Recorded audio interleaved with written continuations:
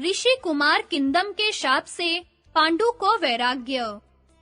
जन्मेजय ने पूछा, भगवन, आपने धृतराष्ट्र के पुत्रों का जन्म और नाम सुनाया, अब मैं पांडवों की जन्म कथा सुनना चाहता हूँ।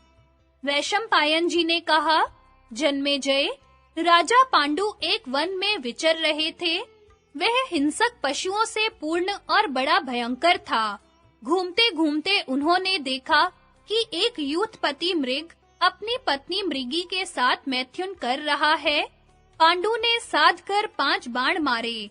वे दोनों घायल हो गए। तब मृग ने कहा, राजन, अत्यंत कामी, क्रोधी, बुद्धिहीन और पापी मनुष्य भी ऐसा क्रूर कर्म नहीं करते। आपके लिए तो उचित यह है कि पापी और क्रूर कर्मा मनुष्यों को दंड दे। मुझ निरपराध को मारकर आपने क्या लाभ उठाया? मैं किंदम नाम का तपस्वी मुनि हूँ। मनुष्य रहकर यह काम करने में मुझे लज्जा मालूम हुई। इसलिए मृग बनकर अपनी मृगी के साथ मैं विहार कर रहा था। मैं प्राय इसी वेश में घूमता रहता हूँ। मुझे मारने से आपको ब्रह्म हत्या तो नहीं लगेगी, क्योंकि आप यह बात जानते नहीं थे। परंतु आपने मुझे जैसी अवस्था में मारा है, वह सर्वथा मारने के अनुपयुक्त थी। इसलिए यदि कभी आप अपनी पत्नी के साथ सहवास करेंगे, तो उसी अवस्था में आपकी मृत्यु होगी और वह पत्नी आपके साथ सती हो जाएगी। यह कहकर किंदम ने अपने प्राण छोड़ दिए।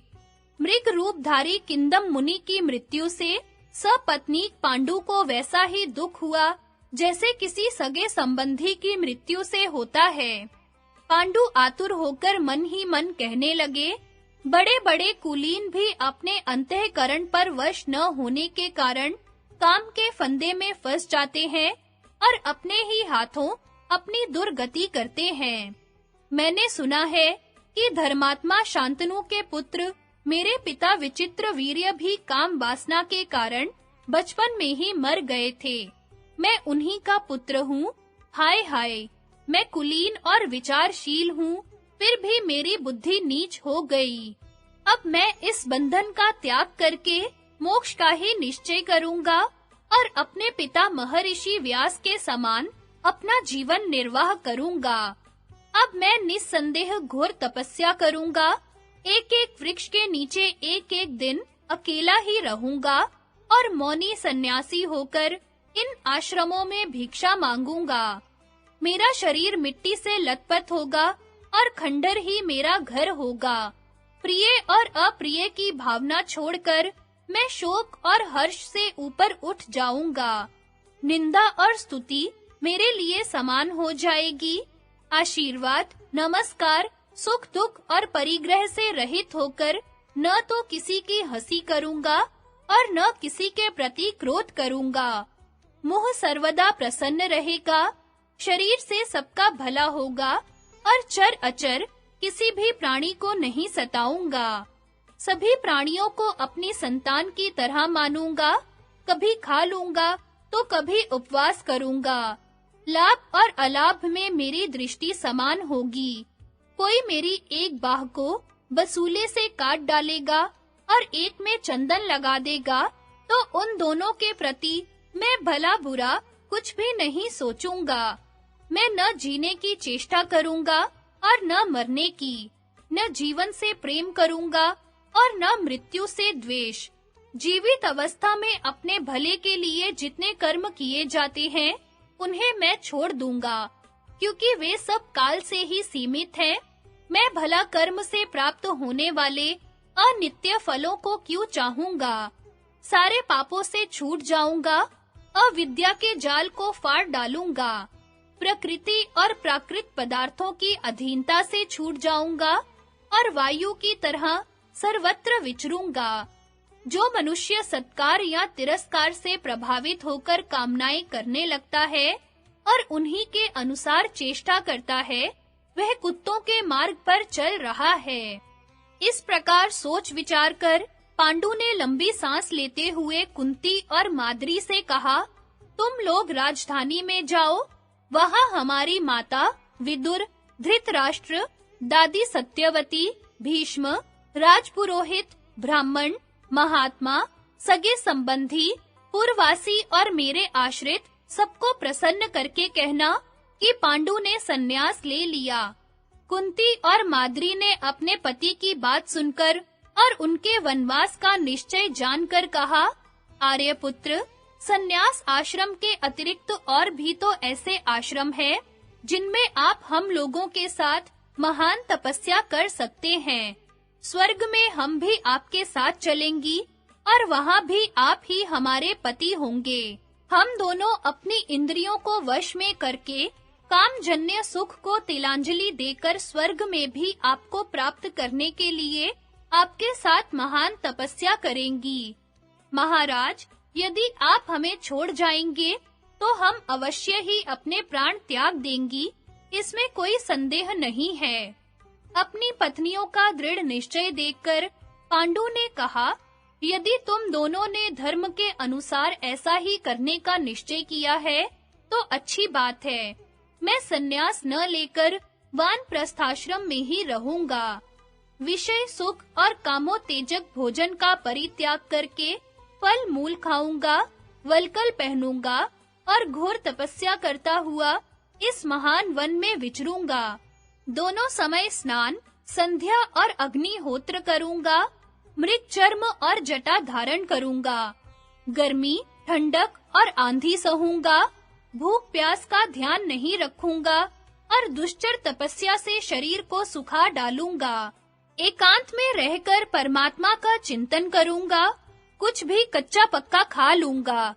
फल, मूल, जल और वाणी से पितरों तथा देवताओं को संतुष्ट कर लूंगा। महात्माओं के दर्शन करूंगा। किसी वनवासी का अप्रिय नहीं करूंगा।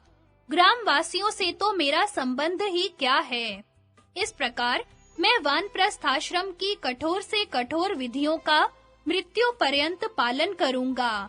अपनी पत्नियों से इस प्रकार कहकर पांडु ने चूड़ामणि, हार, बाजूबंद, कुंडल और बहुमूल्य वस्त्र एवं स्त्रियों के अच्छे-अच्छे गहने उतारकर ब्राह्मणों को दे दिए और बोले, ब्राह्मणों, आप लोग हस्तिनापुर में जाकर कह दें कि पांडु अर्थ, काम और विषय सुख छोड़कर अपनी पत्नियों के साथ वनवासी हो गए हैं। उनकी करुणोत्पादक वाणी सुनकर सभी सेवक हाय हाय करने लगे। उनके नेत्रों से गरम-गरम आंसू बहने लगे। वे सारा धन लेकर बड़े कष्ट से हस्तिनापुर आए और पांडु की अनुपस्थिति में राजकाज करने वाले धृतराष्ट्र को सब दे दिया तथा सारा समाचार सुनाया। अपने भाई का समाचार सुनकर धृतराष्ट्र को बड़ा दुख हुआ। उन्हें सोने, बैठने और खाने-पीने में कहीं भी रुचि नहीं रही। वे अपने भाई की चिंता में ही मग्न रहने लगे। उधर पांडु अपनी पत्नियों के साथ एक से दूसरे पर्वत पर होते हुए गंधमादन पर पहुंचे। वे केवल कंद-मूल फल खाकर रह जाते, ऊंची-नीची जमीन पर सो लेते। बड़े-बड़े ऋषि और सिद्ध उनका ध्यान रखते। इंद्रद्युम्न सरोवर के आगे हंसकूट शिखर का उल्लंघन करके वे शतशृंग पर्वत पर पहुंचे और तपस्या करने लगे।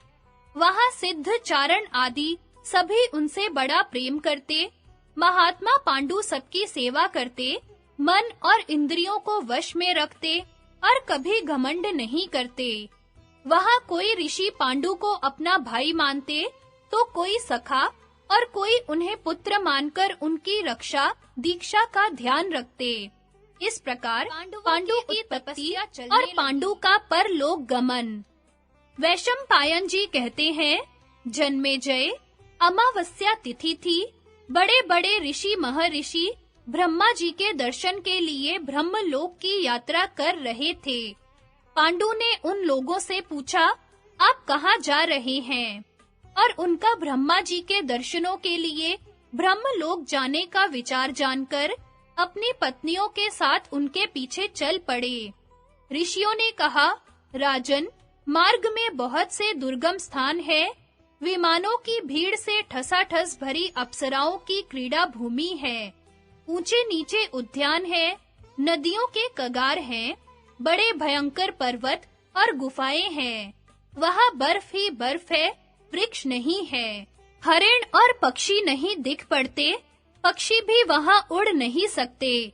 केवल वायु जाता है और सिद्ध ऋषि महर्षि जाते हैं। ऐसे दुर्गम मार्ग से राजकुमारी कुंती और माद्री कैसे चल सकेंगी? आप अपनी पत्नियों के साथ यह यात्रा स्थगित कर दीजिए।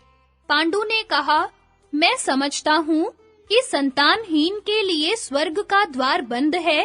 यह बात सोचकर मेरा हृदय जल रहा है। मनुष्य 4 ऋण लेकर जन्म लेता है, पितृ ऋण, देव ऋण, ऋषि ऋण और मनुष्य ऋण।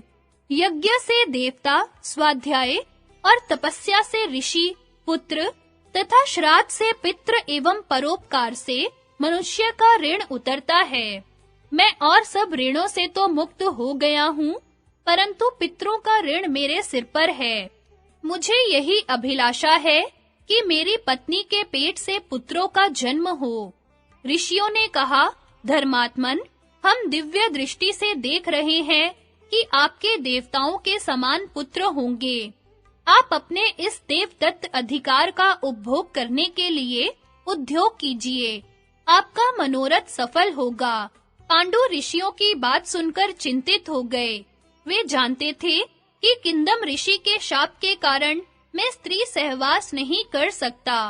अब महर्षि गण वहां से चले गए थे। एक दिन पांडु ने अपनी यशस्विनी धर्म पत्नी कुंती से कहा, प्रिय, तुम पुत्रोत्पत्ति के लिए प्रयत्न करो। कुंती ने कहा, आर्यपुत्र, जब मैं छोटी थी तब पिता ने मुझे अतिथियों के स्वागत सत्कार का काम सौंप रखा था। मैंने उस समय दुर्वासा नाम के ऋषि को सेवा से प्रसन्न किया। उन्होंने मुझे एक मंत्र बतलाकर वर दिया कि तुम इस मंत्र से जिस देवता का आवाहन करोगी, वह चाहे अथवा न चाहे तुम्हारे अधीन हो जाएगा। आपकी आज्ञा होने पर मैं जिस देवता का आवाहन करूंगी, उसी से मुझे संतान होगी। कहिए, किस देवता का आवाहन करूं?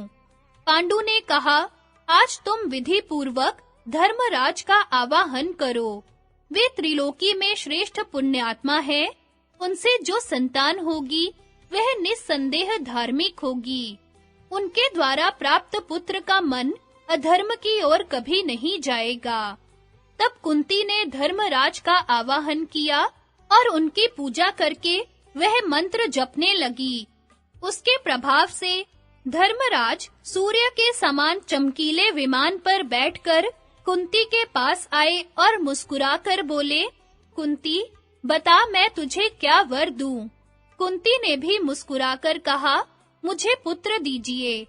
तदनंतर योग मूर्तिधारी धर्मराज के संयोग से कुंती को गर्भ रहा और समय आने पर पुत्र उत्पन्न हुआ। उसके जन्म के समय शुक्ल पक्ष, पंचमी तिथि, ज्येष्ठा नक्षत्र और अभिजित मुहूर्त था। सूर्य था तुला राशि पर। जन्म होते ही आकाशवाणी ने कहा, यह बालक धर्मात्मा मनुष्यों में श्रेष्ठ होगा। यह सत्यवादी एवं सच्चा वीर तो होगा ही, सारी पृथ्वी का शासन भी करेगा। पांडु के इस प्रथम पुत्र का नाम होगा युधिष्ठिर और यह तीनों लोकों में बड़ा यशस्वी होगा। कुछ दिनों के बाद राजा पांडु ने कुंती से फिर कहा, प्रिय, क्षत्रिय जाति बल प्रधान है, इसलिए ऐसा पुत्र उत्पन्न करो जो बलवान हो। तब पति की आज्ञा पाकर कुंती ने वायु का आवाहन किया। महाबली वायुदेव हरिण पर सवार होकर आए। कुंती की प्रार्थना से उनके द्वारा भयंकर पराक्रमी एवं अतिशय बलशाली भीमसेन का जन्म हुआ। उस समय भी आकाशवाणी हुई कि यह पुत्र बलवानों में शिरोमणि होगा। जन्मेजय, भीमसेन के पैदा होते ही एक बड़ी विचित्र घटना घटी। भीमसेन अपनी माता की गोद में सो रहे थे। इतने में वहां एक बाघ आया। उससे डरकर कुंती भाग निकली। उन्हें भीमसेन की याद न रही। भीमसेन माता की गोद से एक चट्टान पर गिरे और वह चूर-चूर हो गई। चट्टान के सैकड़ों टुकड़े देखकर राजा पांडु चकित हो गए। जिस दिन भीमसेन का जन्म हुआ, उसी दिन दुर्योधन का भी जन्म हुआ था। अब पांडु को यह चिंता हुई कि मुझे एक ऐसा पुत्र हो जाता जो संसार में सर्वश्रेष्ठ माना जाता। देवताओं में सबसे श्रेष्ठ इंद्र ही हैं। यदि वे किसी प्रकार संतुष्ट हो जाए, तो मुझे सर्वश्रेष्ठ पुत्र का दान कर सकते हैं। ऐसा विचार करके उन्होंने कुंती को 1 वर्ष तक व्रत करने की आज्ञा दी और वे स्वयं सूर्य के सामने एक पैर से खड़े होकर बड़ी एकाग्रता के साथ उग्र तप करने लगे। उनकी तपस्या से प्रसन्न होकर इंद्र प्रकट हुए और बोले, तुम्हें मैं एक विश्वविख्यात ब्राह्मण, गौ और सुहृदों का सेवक तथा शत्रुओं को संतप्त करने वाला श्रेष्ठ पुत्र दूंगा। इसके बाद पांडु ने कुंती से कहा, प्रिय, मैंने देवराज इंद्र से वर प्राप्त कर लिया है। अब तुम पुत्र के लिए उनका आवाहन करो। कुंती ने वैसा ही किया। तब देवराज इंद्र प्रकट हुए और उन्होंने अर्जुन को उत्पन्न किया। अर्जुन के जन्म के समय आकाशवाणी ने अपने गंभीर स्वर से आकाश को निनादित करते हुए कहा, कुंती, यह बालक कार्तवीर्य अर्जुन और भगवान शंकर के समान पराक्रमी तथा इंद्र के समान अपराजित होकर तुम्हारा यश बढ़ाएगा। जैसे विष्णु ने अपनी माता अदिति को प्रसन्न किया था, वैसे ही यह तुम्हें प्रसन्न करेगा। यह बहुत से सामंतों और राजाओं पर विजय प्राप्त करके 3 अश्वमेध यज्ञ करेगा। स्वयं भगवान रुद्र भी इसके पराक्रम से प्रसन्न होकर इसे अस्त्र दान करेंगे। यह इंद्र की आज्ञा से निवात कवच नामक असुरों को मारेगा और सारे दिव्य अस्त्र शस्त्रों को प्राप्त करेगा। यह आकाशवाणी केवल कुंती ने ही नहीं, आश्रम वासियों और समस्त प्राणियों ने सुनी। इससे ऋषि मुनि, देवता और समस्त प्राणी बहुत प्रसन्न हुए। आकाश में दुंदुभी बजने लगी, पुष्प वर्षा होने लगी। इंद्र आदि देवगण, सप्तऋषि, प्रजापति, गंधर्व, अप्सरा आदि दिव्य वस्त्राभूषणों से सुसज्जित होकर अर्जुन के जन्म का आनंदोत्सव मनाने लगे। देवताओं का यह उत्सव केवल ऋषि मुनियों ने ही देखा, साधारण लोगों ने नहीं। फिर एक दिन माद्री के अनुरोध करने पर पांडु ने कुंती को एकांत में बुलाकर कहा, तुम प्रजा और मेरी प्रसन्नता के लिए एक कठिन काम करो, उससे तुम्हारा यश हो। पहले लोगों ने भी यश के लिए बड़े-बड़े कठिन काम किए हैं।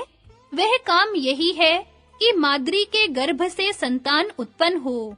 कुंती ने उनकी आज्ञा शिरोधार्य करके माद्री से कहा, बहन, तुम केवल एक बार किसी देवता का चिंतन करो, उससे तुम्हें अनुरूप पुत्र की प्राप्ति होगी। माद्री ने अश्विनी कुमारों का चिंतन किया। उसी समय अश्विनी कुमारों ने आकर नकुल और सहदेव को जुड़वा उत्पन्न किया। दोनों बालक अनुपम रूपवान थे। उस समय आकाशवाणी ने कहा, ये दोनों बालक बल, रूप और गुण में अश्विनी कुमारों से भी बढ़कर होंगे। ये अपने रूप, द्रव्य, संपत्ति और शक्ति से जगत में चमक उठेंगे। शतशृंग पर्वत पर रहने वाले ऋषियों ने पांडु को बधाई और बालकों को आशीर्वाद देकर क्रमशः नामकरण किया। युधिष्ठिर, भीम, अर्जुन और नकुल सहदेव। ये एक-एक वर्ष के अंतर से उत्पन्न हुए थे। बचपन में ऋषि और ऋषि पत्नियां इनके प्रति बड़ी प्रीति रखते थे। राजा पांडु भी अपने पुत्रों और पत्नियों के साथ बड़ी प्रसन्नता से वहां निवास करने लगे। वसंत ऋतु थी। सारे वन वृक्ष पुष्पों से लद रहे थे। उनकी शोभा देख-देखकर सभी प्राणी मुग्ध हो रहे थे। राजा पांडु उसी वन में विचर रहे थे और उनके साथ अकेली माद्री भी घूम रही थी। वह सुंदर वस्त्र धारण किए बहुत ही भली लग रही थी। युवावस्था, शरीर पर झीनी साड़ी और मुख पर मनोहर मुस्कान देखकर पांडु के मन में काम भाव का संचार हो गया। मानो वन में आग लग गई हो। उन्होंने बलपूर्वक माद्री को पकड़ लिया। उसके बहुत रोकने और यथाशक्ति छुड़ाने की चेष्टा करने पर भी उन्होंने उसे नहीं छोड़ा। वे काम के नशे में इस प्रकार चूर हो रहे थे कि उन्हें शाप का कुछ ध्यान ही न रहा और उसी समय उनकी चेतना नष्ट हो गई। माद्री उनके शव से लिपटकर आर्त स्वर से विलाप करने लगी। कुंती पांचों पांडवों को लेकर वहां पहुंची। कुछ दूर रहने पर ही माद्री ने कहा, बहन, तुम बच्चों को वहीं छोड़कर अकेली यहाँ आओ। वहां की दशा देखकर कुंती शोकग्रस्त हो गई। वह विलाप करके बोली, मैंने तो सर्वदा अपने पति देव की रक्षा की थी। आज उन्होंने शाप की बात जानबूझकर भी तेरा कहना क्यों नहीं माना? माद्री ने कहा, बहन, मैंने तो बड़ी नम्रता और विकलता के साथ इन्हें रोकने की चेष्टा की, परंतु होनहार ही ऐसा था। ये अपने मन को वश में नहीं रख सके। कुंती ने कहा, अच्छी बात, अब तुम उठो, पति देव को छोड़कर इधर आओ। तुम इन बच्चों का पालन पोषण करो। मैं इनकी बड़ी पत्नी हूँ, इसलिए इनके साथ सती होने का मुझे अधिकार है। मैं अब इनका अनुगमन करूंगी। माद्री ने कहा, बहन, अपने धर्मात्मा पति के साथ मैं ही सती होऊंगी। मैं अभी युवती हूँ, मुझे ही इनके साथ जाना चाहिए। तुम बड़ी हो बहन, इतने के लिए मुझे आज्ञा दे दो। तुम मेरे पुत्रों के साथ भी अपने ही पुत्रों जैसा व्यवहार करना। मुझसे विशेष आसक्ति के कारण ही पति देव की मृत्यु हुई है, इसलिए भी मैं ही इनके साथ सती होऊंगी।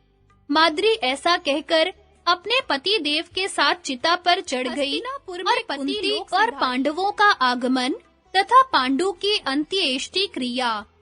वैशंपायन जी कहते हैं, जन्मेजय, पांडु की मृत्यु देखकर दिव्य ज्ञान संपन्न महर्षियों ने आपस में सलाह की। उन्होंने सोचा कि परम यशस्वी महात्मा पांडु अपना राज्य और देश छोड़कर इस स्थान में तपस्या करने के लिए हम तपस्वियों की शरण आए थे। उन्होंने अपने नन्हे-नन्हे बच्चों और पत्नी को धरोहर के रूप में सौंपकर स्वर्ग की यात्रा की है। अब हम लोगों के लिए उचित है कि उनके पुत्र, अस्थि और पत्नी को ले चलकर वहां पहुंचा दें। यही हमारा धर्म है। ऐसा विचार करके तपस्वियों ने भीष्म और धृतराष्ट्र के हाथों पांडवों को सौंपने के लिए हस्तिनापुर की यात्रा की। थोड़े ही दिनों में वे लोग हस्तिनापुर के वर्धमान द्वार पर आ पहुंचे। अनेक चारण आदि देवताओं के साथ मुनियों का आगमन सुनकर लोगों को बड़ा आश्चर्य हुआ। वे अपने बाल बच्चों के साथ उनके दर्शन के लिए आने लगे। उस समय सवारी से और पैदल आने वाले चारों वर्णों के लोगों की बड़ी भारी भीड़ हो गई। उस समय किसी के मन में भेदभाव नहीं था। भीष्म, सोमदत्त, बाह्लिक, धृतराष्ट्र, विदुर, सत्यवती, काशीराज की कन्या, गांधारी और दुर्योधन आदि धृतराष्ट्र कुमार सभी वहां आए। सब उन महर्षियों को प्रणाम करके बैठ गए। भीड़ का कोलाहल शांत हो जाने पर भीष्म ने ऋषियों का सत्कार किया और अपने राज्य तथा देश का कुशल समाचार निवेदन किया।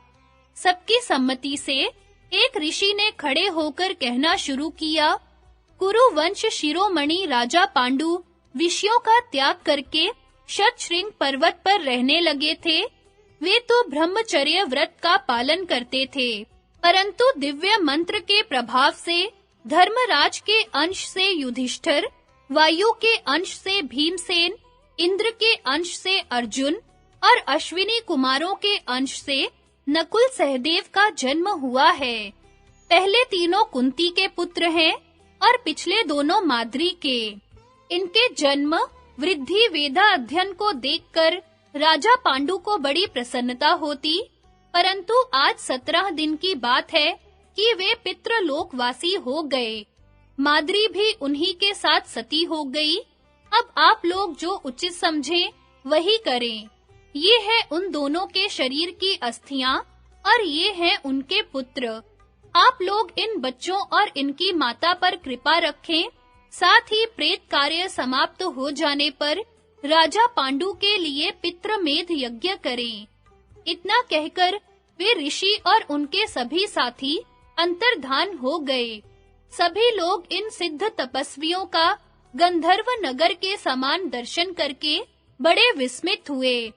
अब राजा धृतराष्ट्र ने आज्ञा दी कि विदुर, तुम महाराज पांडु और महारानी माद्री की अंत्येष्टि क्रिया राजोचित सामग्री से कराओ और उनके लिए पशु, वस्त्र, अन्न तथा आवश्यक धन का दान करो।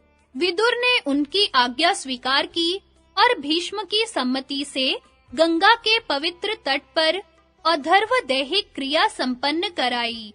उस समय पांडु के वियोग से दुखी होकर सभी रो रहे थे। मंत्रियों ने सबको समझा बुझाकर शांत किया। पांडवों ने, सगे संबंधियों ने तथा ब्राह्मण आदि पुरवासियों ने श्राद्ध के उपलक्ष्य में 12 दिन तक भूमि शयन किया। नगर में कहीं भी हर्ष का चित्र तक नहीं दिखाई दिया। कुंती, धृतराष्ट्र और भीष्म ने अपने बंधु बांधवों के साथ मिलकर राजा पांडु का श्राद्ध किया, ब्राह्मणों को भोजन कराया, दक्षिणा में बहुत से रत्न और अच्छे-अच्छे गांव दिए। सूतक समाप्त हो जाने पर सब लोग हस्तिनापुर में लौट आए। सत्यवती आदि का देह त्याग और दुर्योधन का भीमसेन को विष देना। वैशंपायन जी कहते हैं, जन्मेजय, श्राद्ध के बाद पांडु के कुटुंबी बहुत ही दुखी रहे। दादी सत्यवती तो दुख और शोक के आवेग से पागल सी हो रही थी। अपनी माता को अत्यंत व्याकुल देखकर व्यास जी ने उनसे कहा, माताजी, अब सुख का समय बीत गया, बड़े बुरे दिन आ रहे हैं। दिन-दिन पाप की बढ़ती होगी, पृथ्वी की जवानी जाती रही, धर्म, कर्म और सदाचार लुप्त हो रहे हैं, छल कपट और दोषों का बोलबाला हो रहा है। कौरवों के अन्याय से बड़ा भारी संहार होगा। तुम अब योगिनी बनकर योग करो और यहाँ से निकल जाओ। अपनी आंखों वंश का नाश देखना उचित नहीं। माता सत्यवती ने उनकी बात स्वीकार करके अंबिका और अंबालिका को इस बात की सूचना दी और दोनों के साथ भीष्म से अनुमति लेकर वन में चली गईं। वन में घोर तपस्या करके उन तीनों ने शरीर का त्याग किया और अभीष्ट गति प्राप्त की। अब पांडवों के वैदिक संस्कार हुए। वे आनंद से अपने पिता के घर रहकर बड़े होने लगे। बचपन में वे खुशी-खुशी दुर्योधन आदि के साथ खेलते और उनसे बढ़ चढ़कर ही रहते। दौड़ने में, निशाना लगाने में, खाने में, धूल उड़ाने में भीमसेन धृतराष्ट्र के सभी लड़कों को हरा देते थे। भीमसेन चुपके से छिपकर उनका सिर पकड़ लेते और एक दूसरे को टक्कर मारते। अकेले भीमसेन सभी भाइयों को बाल पकड़कर खींचते और जमीन में घसीटने लगते। इससे उनके शरीर छिल जाते। वे 10-10 बालकों को अंकवार से भरकर पानी में डुबकी लगाते और उनकी दुर्दशा करके छोड़ते। जब दुर्योधन आदि बालक किसी वृक्ष पर चढ़कर फल तोड़ते, तो ये पैर की ठोकर से पेड़ हिला देते और ऊपर से फलों के साथ बच्चे टपक पड़ते। भीमसेन को कुश्ती में, दौड़ने में या किसी प्रकार के युद्ध में कोई नहीं पाता था। भीमसेन होड़ के कारण ही ऐसा करते थे। उनके मन में कोई वैर विरोध नहीं था, परंतु दुर्योधन के मन में भीमसेन के प्रति दुर्भाव ने घर कर लिया। वह अपने अंतःकरण के दोष से भीमसेन में रात दिन दोष ही दोष दिखता। मोह और लोभ के कारण दोष का चिंतन करने से वह स्वयं दोषी बन गया। उसने यह निश्चय किया कि नगर के उद्यान में सोते समय भीमसेन को गंगा में डाल दे और युधिष्ठिर तथा अर्जुन को कैद करके सारी पृथ्वी का राज्य करे। ऐसा निश्चय करके वह मौका देखने लगा। दुर्योधन ने एक बार जल विहार के लिए गंगा के तट पर प्रमाण कोटि स्थान में बड़े-बड़े तंबू और खेमे लगवाए।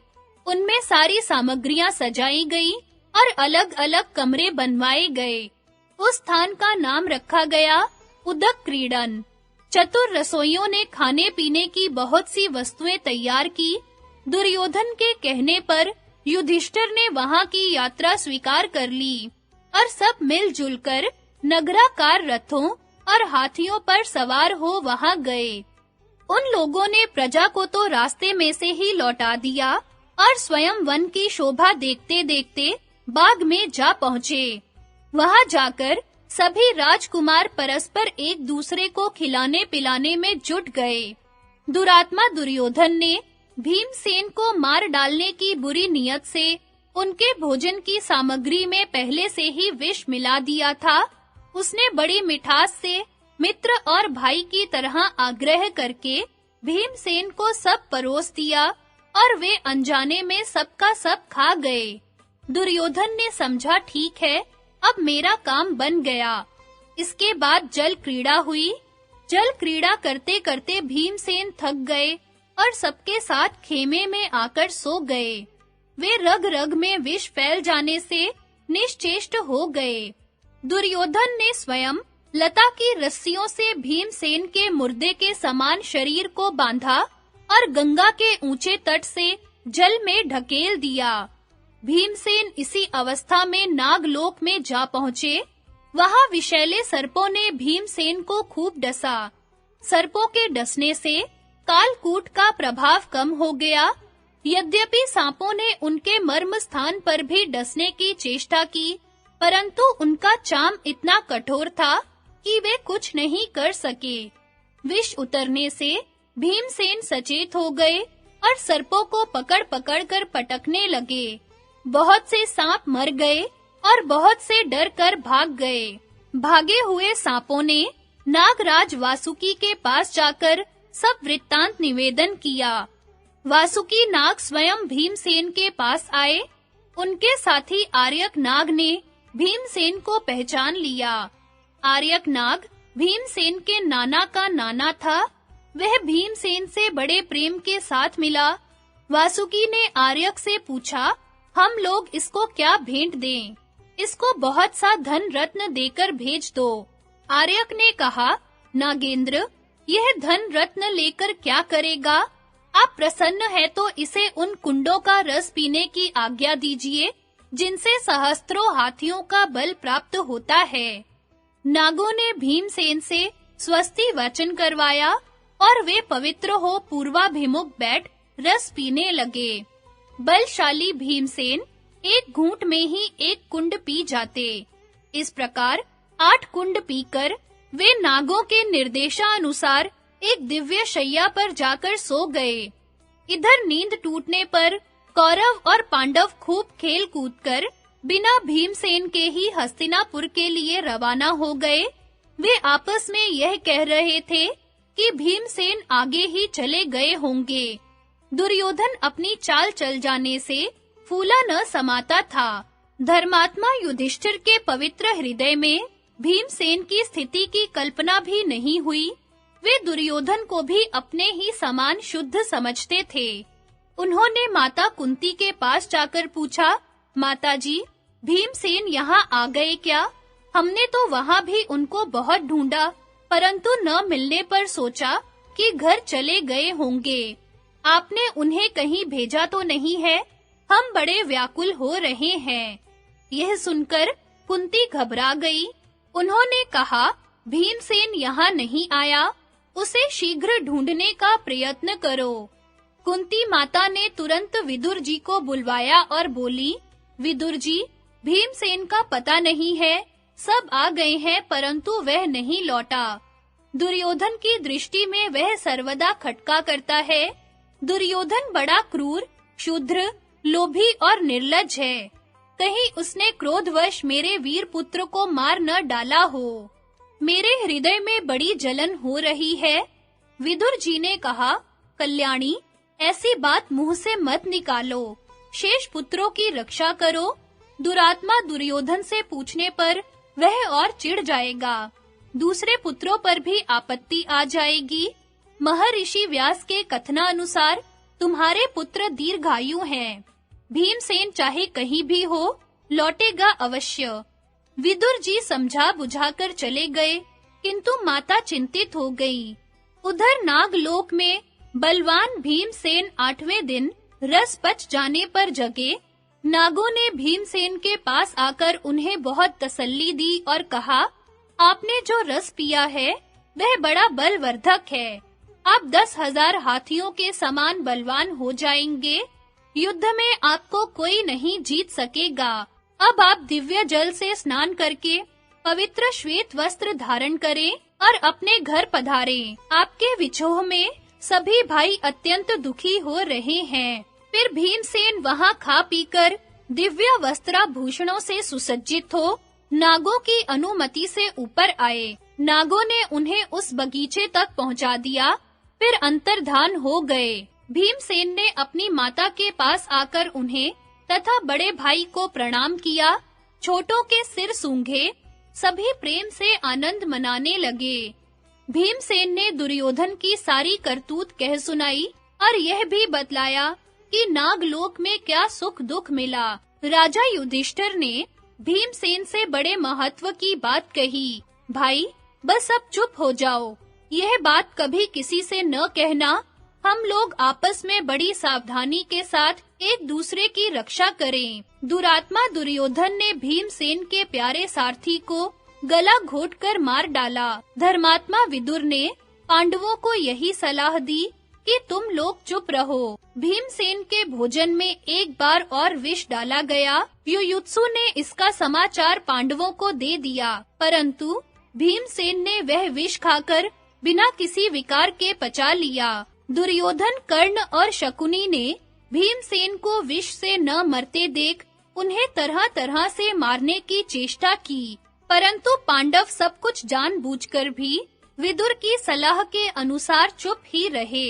राजा धृतराष्ट्र ने देखा कि सब के सब राजकुमार खेल कूद में ही लगे रहते हैं, तब उन्होंने गुरु कृपाचार्य को ढूंढवाकर शिक्षा देने के लिए उन्हें सौंप दिया। कौरव और पांडवों ने कृपाचार्य से विधि पूर्वक धनुर्वेद, द्रोणाचार्य और अश्वत्थामा का जन्म तथा उनका कौरवों से संबंध।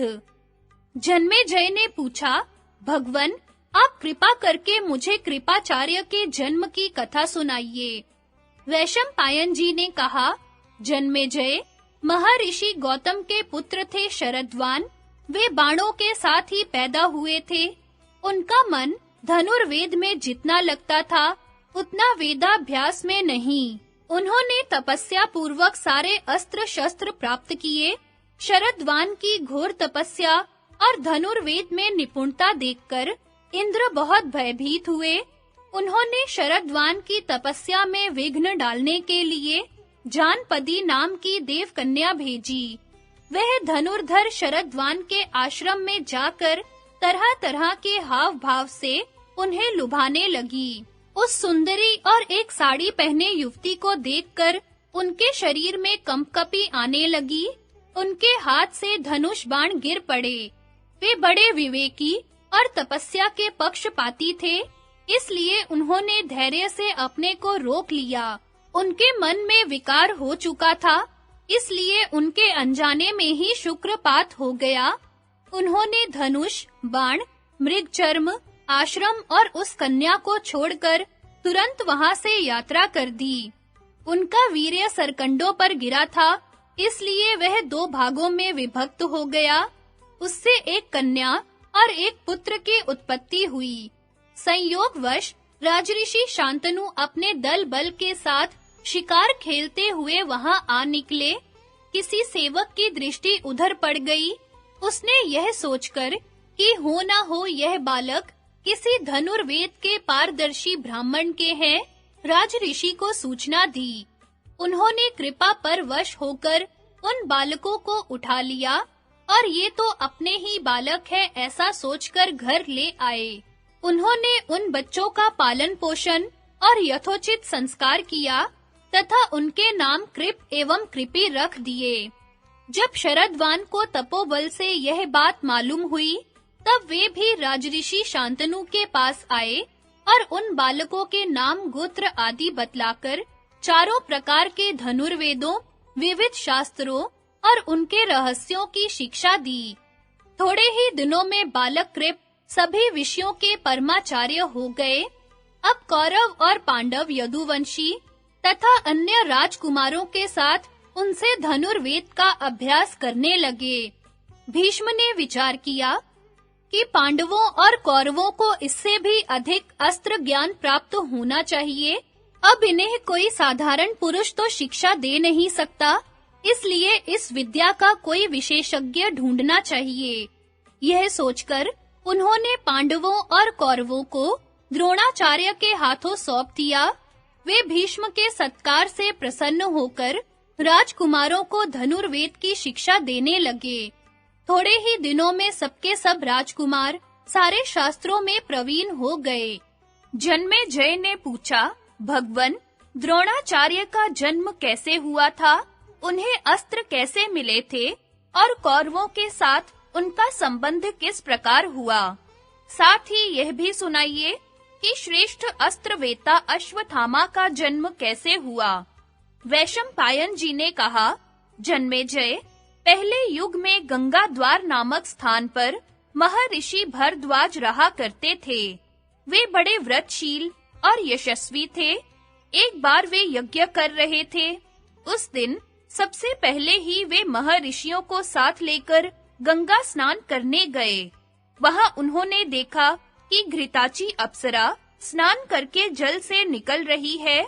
उसे देखकर उनके मन में काम वासना जाग उठी।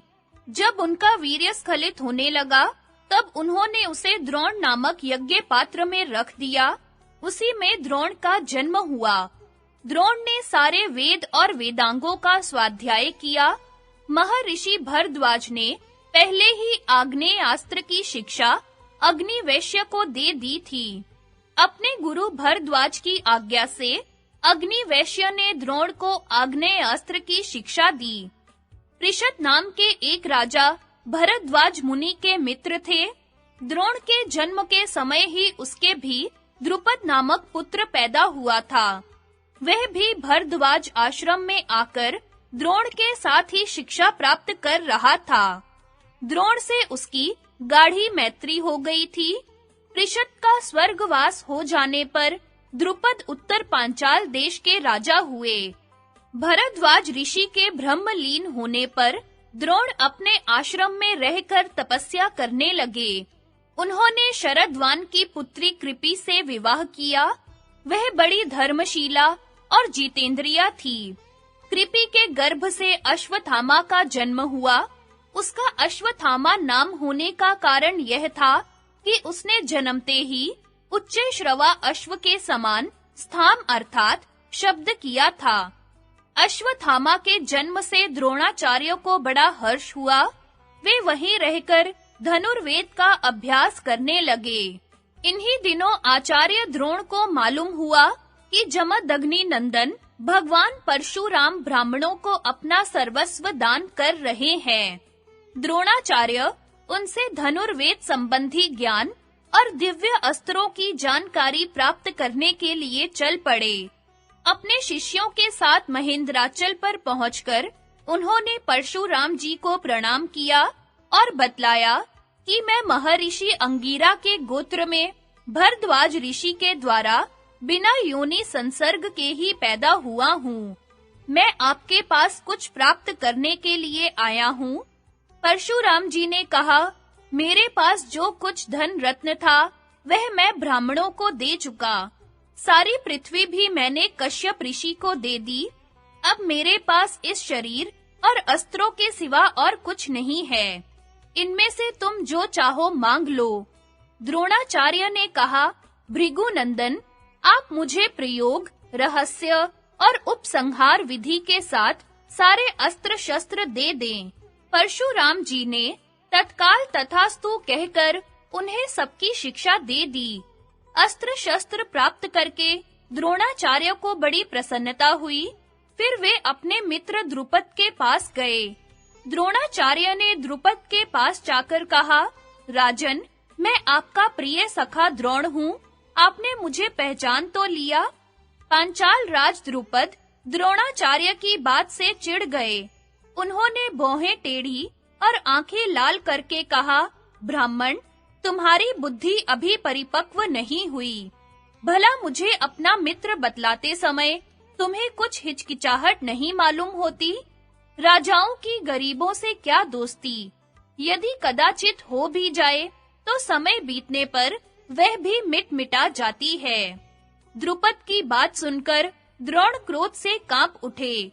उन्होंने मन ही मन कुछ निश्चय किया और कुरु वंश की राजधानी हस्तिनापुर में आए।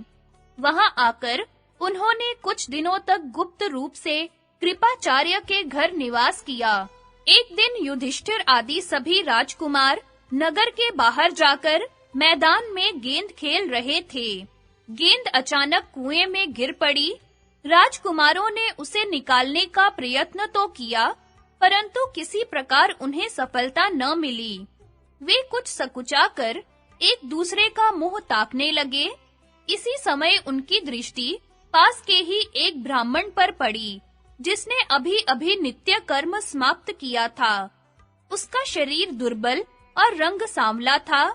सभी राजकुमार उन्हें घेर कर खड़े हो गए। ब्राह्मण ने राजकुमारों को उदास देखकर मुस्कुराते हुए कहा, राम राम, धिक्कार है तुम्हारे क्षत्रिय बल और अस्त्र कौशल को। तुम लोग कुएं में से एक गेंद नहीं निकाल सकते? देखो, मैं तुम लोगों की गेंद और अपनी यह अंगूठी अभी कुएं में से निकाल देता हूँ। तुम लोग मेरे भोजन का प्रबंध कर दो। यह कहकर उन्होंने अपनी अंगूठी कुएं में डाल दी। युधिष्ठिर ने कहा, भगवन, आप कृपाचार्य की अनुमति मिल जाने पर सर्वदा के लिए भोजन पा सकते हैं। अब द्रोणाचार्य ने कहा, देखो, ये एक मुट्ठी सींके हैं। इन्हें मैंने मंत्रों से अभिमंत्रित कर रखा है। मैं एक सींक से गेंद छेद देता हूँ और फिर दूसरी सीकों से एक दूसरी को छेद कर तुम्हारी गेंद खींच लेता हूँ। द्रोणाचार्य ने वैसा ही किया। राजकुमारों के आश्चर्य की सीमा न रही। उन्होंने कहा, भगवन, आप अपनी अंगूठी तो निकालिए। द्रोणाचार्य ने बाण का प्रयोग करके बाण सहित अपनी अंगूठी भी निकाल ली। अंगूठी निकली देखकर राजकुमारों ने कहा, आश्चर्य है, आश्चर्य है। हमने तो ऐसी अस्त्र विद्या और कहीं नहीं देखी। आप कृपा करके अपना परिचय दीजिए और बताइए कि हम लोग आपकी क्या सेवा करें। द्रोणाचार्य ने कहा कि तुम लोग यह सब बात भीष्म जी से कहना, वे मेरे रूप और गुण से मुझे पहचान जाएंगे। राजकुमारों ने नगर में लौटकर भीष्म पितामह से सारी बातें कहीं। वे यह सब सुनते ही समझ गए कि हो ना हो महारथी द्रोणाचार्य आ गए हैं। उन्होंने निश्चय किया कि अब इन राजकुमारों को द्रोणाचार्य से ही शिक्षा दिलानी चाहिए। वे तुरंत स्वयं जाकर द्रोणाचार्य को लिवा लाए और उनका खूब स्वागत सत्कार करके उनके शुभागमन का कारण पूछा। द्रोणाचार्य ने कहा, भीष्म जी, जिस समय मैं ब्रह्मचर्य का पालन करता हुआ शिक्षा प्राप्त कर रहा था, उसी समय पांचाल राज के पुत्र द्रुपद भी हमारे साथ धनुर्विद्या सीख रहे थे। हम दोनों में बड़ी मित्रता थी।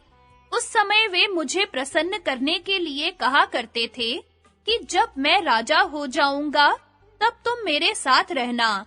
मैं सत्य शपथ करता हूँ कि मेरा राज्य, संपत्ति और सुख सब तुम्हारे अधीन होगा।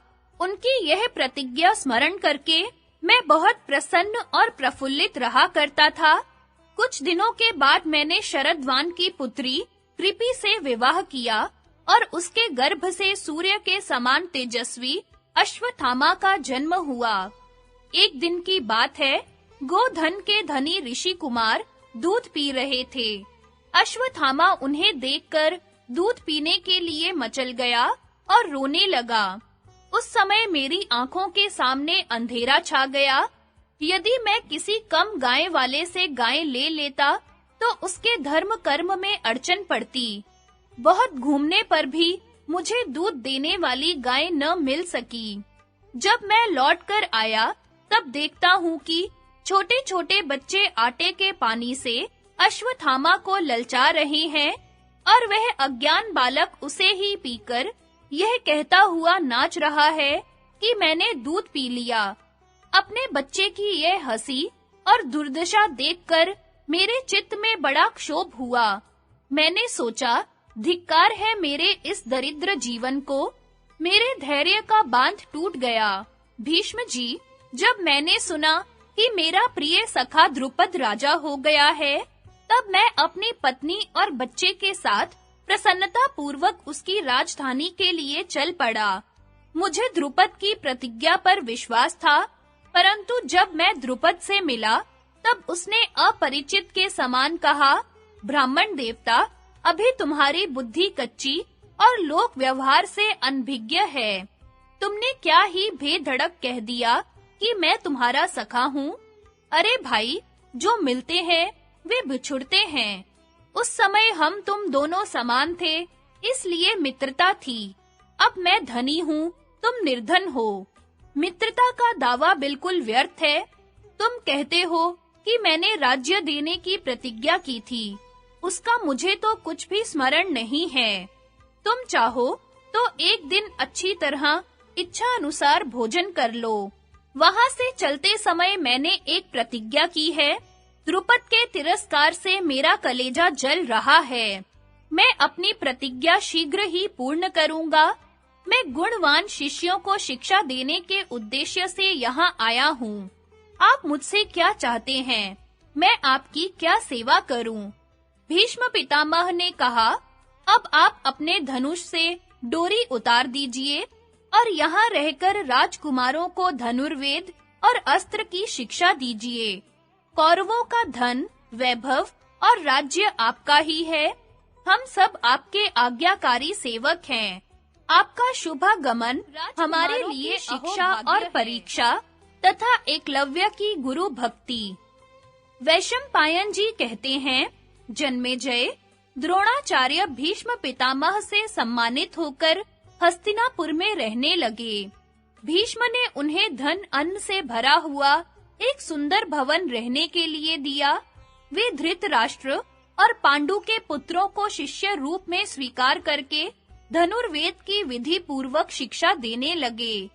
द्रोणाचार्य ने एक दिन अपने सभी शिष्यों को एकांत में बुलाकर कहा कि मेरे मन में एक इच्छा है। अस्त्र शिक्षा समाप्त होने के बाद क्या तुम लोग मेरी वह इच्छा पूरी करोगे? सभी राजकुमार चुप रह गए। अर्जुन ने बड़े उत्साह से आचार्य की इच्छा पूर्ण करने की प्रतिज्ञा की। द्रोणाचार्य बहुत प्रसन्न हुए। उन्होंने अर्जुन को हृदय से लगाया। उनकी आंखों में आनंद के आंसू छलक आए। द्रोणाचार्य अपने शिष्यों को तरह-तरह के दिव्य और अलौकिक अस्त्रों की शिक्षा देने लगे। उस समय उनके शिष्यों में यदुवंशी तथा दूसरे देश के राजकुमार भी थे। सूतपुत्र के नाम से प्रसिद्ध कर्ण भी वही शिक्षा पा रहे थे। अर्जुन के मन में इस विषय की ओर बड़ी रुचि और लगन थी। वे द्रोणाचार्य की सेवा भी बहुत करते। इसलिए शिक्षा, बाहुबल और उद्योग की दृष्टि से समस्त शस्त्रों के प्रयोग, पूर्ति और सफाई में अर्जुन ही सबसे बढ़ चढ़कर निकले। द्रोणाचार्य अपने पुत्र अश्वत्थामा पर विशेष अनुराग रखते थे। उन्होंने शिष्यों को पानी लाने के लिए जो बर्तन दिए थे, उनमें औरों के तो देर से भरते, लेकिन अश्वत्थामा का सबसे पहले ही भर जाता। इससे अश्वत्थामा सबसे पहले अपने पिता के पास पहुंचकर गुप्त रहस्य सीख लेता। अर्जुन ने वह बात ताड़ ली। अब वे वारुणा अस्त्र से अपना बर्तन झटपट भरकर चटपट आचार्य के पास आ पहुंचते। इसी से उनकी शिक्षा दीक्षा गुरुपुत्र अश्वत्थामा से किसी भी अंश में कम नहीं हुई। एक दिन भोजन करते समय तेज हवा के कारण दीपक बुझ गया। अंधकार में भी हाथ को बिना भटके मुंह के पास जाते देखकर अर्जुन ने समझ लिया कि निशाना लगाने के लिए प्रकाश की आवश्यकता नहीं, केवल अभ्यास की है। वे अब अंधेरे में बाण चलाने का अभ्यास करने लगे। एक दिन रात में अर्जुन की प्रत्यंचा की टंकार सुनकर द्रोणाचार्य उनके पास आए और अर्जुन को हृदय से लगाकर कहा, बेटा, मैं ऐसा प्रयत्न करूंगा कि संसार में तुम्हारे समान और कोई धनुर्धर न हो। यह बात मैं तुमसे सत्य-सत्य कहता हूँ। आचार्य ने सब राजकुमारों को हाथी, घोड़ों, रथ और पृथ्वी पर का युद्ध, गदा युद्ध, तलवार चलाना, तोमर प्राश शक्ति आदि के प्रयोग एवं संकीर्ण युद्ध की शिक्षा दी। यह सब सिखाने में अर्जुन की ओर उनका विशेष ध्यान रहता था। द्रोणाचार्य के शिक्षा कौशल की बात सुनकर देश-देशांतर में फैल गई। दूर-दूर के राजा और राजकुमार आने लगे। एक दिन निषादपति हिरण्यधनु का पुत्र एकलव्य भी अस्त्र शिक्षा प्राप्त करने के लिए उनके पास आया, परंतु द्रोणाचार्य ने यह सोचकर कि यह निषाद जाति का है, शिक्षा देना स्वीकार नहीं किया। वह लौट गया। वन में जाकर उसने द्रोणाचार्य की एक मिट्टी की मूर्ति बनाई और उसी में आचार्य भाव रखकर उत्कट श्रद्धा और प्रेम से नियमित रूप से अस्त्राभ्यास करने लगा और अत्यंत निपुण हो गया। एक बार सभी राजकुमार आचार्य की अनुमति से शिकार खेलने के लिए वन में गए। राजकुमारों का सामान और एक कुत्ता साथ लिए एक अनुचर भी वन में चल रहा था। वह कुत्ता घूमता फिरता वहां पहुंच गया जहां एकलव्य बाणों का अभ्यास कर रहा था। एकलव्य का शरीर मैला कुचैला था। वह काला मृग चर्म पहने था और उसके सिर पर जटाएं थी। कुत्ता उसे देखकर भौंकने लगा। एकलव्य ने खींचकर 7 बाण मारे, जिससे उस कुत्ते का मुंह भर गया, परंतु उसे चोट कहीं नहीं लगी। कुत्ता बाण भरे मुंह से पांडवों के पास आया। यह आश्चर्यजनक दृश्य देखकर पांडव कहने लगे कि उसका शब्द वेद और फुर्ती तो विलक्षण है। टोह लगाने पर उसी वन में उन्हें एकलव्य मिल गया। वह लगातार बाणों का अभ्यास कर रहा था। पांडव एकलव्य का रूप बदल जाने के कारण उसे पहचान न सके। पूछने पर एकलव्य ने बतलाया, मेरा नाम एकलव्य है। मैं भीलराज हिरण्यधनु का पुत्र और द्रोणाचार्य का शिष्य हूँ। मैं यहाँ धनुर्विद्या का अभ्यास करता हूँ। अब सभी ने उसे अच्छी तरह पहचान लिया। वहां से लौटकर सब राजकुमारों ने द्रोणाचार्य से सब हाल कह सुनाया। अर्जुन ने कहा, गुरुदेव, आपने मुझे हृदय से लगाकर बड़े प्रेम से यह बात कही थी कि मेरा कोई भी शिष्य तुमसे बढ़कर न होगा, परंतु यह आपका शिष्य एकलव्य तो सबसे और मुझसे भी बढ़कर है।